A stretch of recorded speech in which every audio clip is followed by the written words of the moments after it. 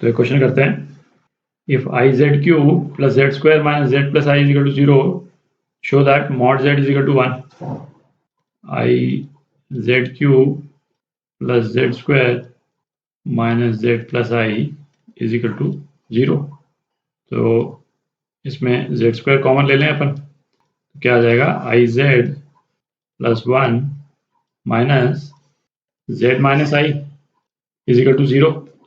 अच्छा, आप देखें ये वाला जो ब्रैकेट है, ये वाला ब्रैकेट और ये वाला ब्रैकेट है ना, काफ़ी सिमिलर है इन द सेंस कि इस वाले ब्रैकेट को यदि हम आई से मल्टीप्लाई कर दें तो इस वाले ब्रैकेट को थोड़ा सा मैनिपुलेट करके है ना इसके जैसा बना सकते हैं अपन. तो कैसे करेंगे, इसमें आई कॉमन ले लें, ठीक है. तो क्या आ जाएगा, z माइनस आई आ जाएगा, minus z minus i is equal to 0. ये क्या हो गया, z square i minus 1 into z minus i is equal to 0. ठीक है, तो या तो ये ब्रैकेट 0 के बराबर होगा या ये ब्रैकेट 0 के बराबर होगा.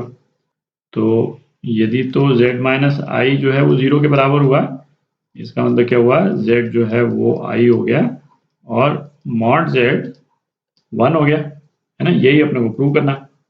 इस वाले केस में तो मॉड z 1 है. ये वाला केस देखते हैं, इस ब्रैकेट को इक्वेट करते हैं 0 से, z square i minus 1 is equal to 0. तो जेड स्क्वायर आई ये क्या 1 के बराबर हो गए, आई से दोनों तरफ मल्टीप्लाई कर देते हैं तो जेड स्क्वायर क्या हो गया, माइनस आई के बराबर हो गया. अच्छा, दोनों तरफ अपन मॉड ले लें तो है ना ये सिचुएशन हो जाएगी. इसका मतलब मॉड ऑफ जेड स्क्वायर ये 1 के बराबर है ना, मॉड ऑफ माइनस आई तो 1 है. अच्छा, अब आप देखिए मॉड ऑफ जेड स्क्वायर, इसको हम क्या लिख सकते हैं, mod of z into z is equal to mod of z into mod of z is equal to mod of z का स्क्वायर. ठीक है, और जो ये वाला जो स्टेप है ये अपन ने किस बेसिस पे किया, मॉड ऑफ z1 z2 ये बराबर होता है mod of z1 into mod of z2. ठीक है, तो इसको हम क्या लिख सकते हैं, मॉड ऑफ z का स्क्वायर ये 1 के बराबर.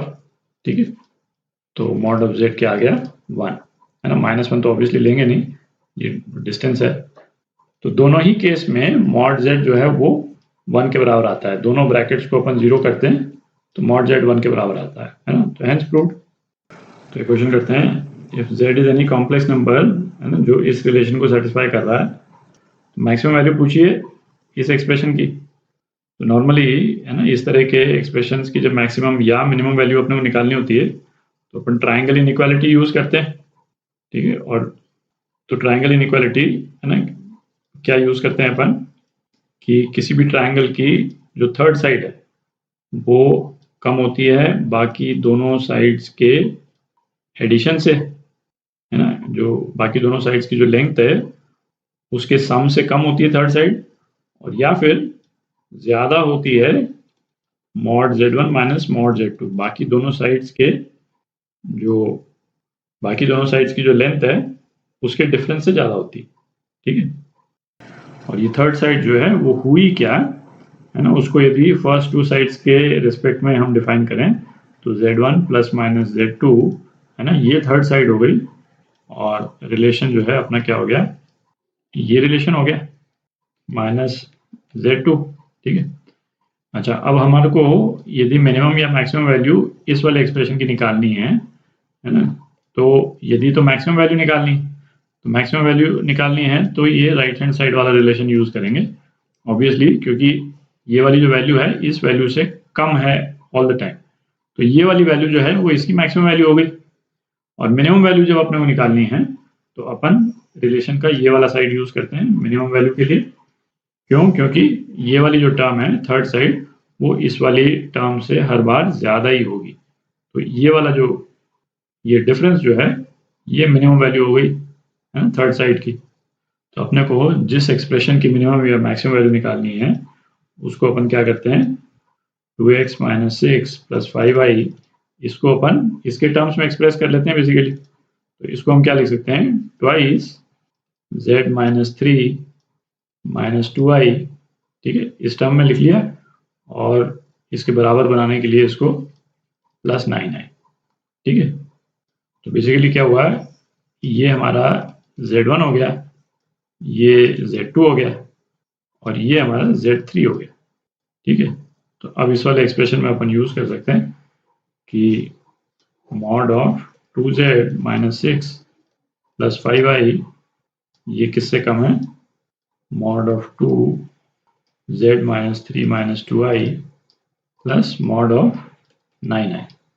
ठीक है, तो ये किससे कम है, अच्छा ये जो है वो लेस देन इक्वल टू 2 है, तो इसको यदि हम 2 से मल्टीप्लाई कर देंगे twice of z minus 3 minus 2i, ये किससे कम हो जाएगा, ये 4 से कम हो जाएगा। ठीक है, 2 को तो हम मॉड के बाहर भी ले सकते हैं। ठीक, तो ये कितना हो गया, ये 4 हो गया और मॉड ऑफ 9i ये 9 हो गया।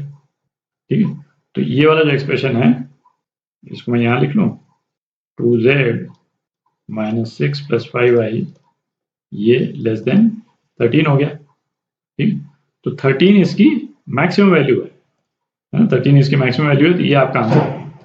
मिनिमम वैल्यू पूछी होती तो बेसिकली 9 माइनस 4 कर देते अपन, है ना, 5 हो जाता, 5 आ जाता। मैं यहाँ पे लिख ही देता हूँ, मिनिमम वैल्यू इसकी 5 है और मैक्सिमम वैल्यू इसकी 13। ठीक है,